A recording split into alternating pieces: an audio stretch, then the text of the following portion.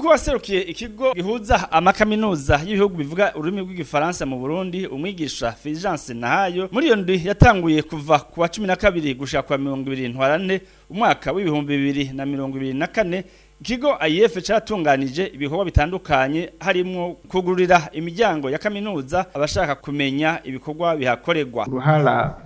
rwa francophonie cyangwa uruhara rwo gukoresha ururimi rw'igifaransa mu nyigisho mu Burundi murazi rusanzwe ruhari sagaseseshwa rumuri guhera muri mashuri mato cyane gushika mashuri yo hejuru eka mbere no gushika mu kazi dukoresha ururimi rw'igifaransa. Igihugu cy'u Burundi kiri hamwe n'ibindi bihugu bihurikiwe muri francophonie agence université de la francophonie duserukira nubwo nishira hamwe kiswe n'ama université no kuvuga amashuri ya kaminuza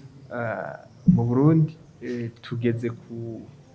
ku makaminuza 11 ari hamwe mumva ko dufise ubushobozi butari buke kuko iwacu nta muhinga numwe udashobora gutora uciye mwiyorezo iwacu kandi iyo rezo nkuko mwabivuze ikoresha ururimi rw'igifaransa akaba ari rwo rurimi dukoresha mu kwigisha dukoresha mu kazi murazi yuko amajambo yose akunda gushikirizwa mu iki gihugu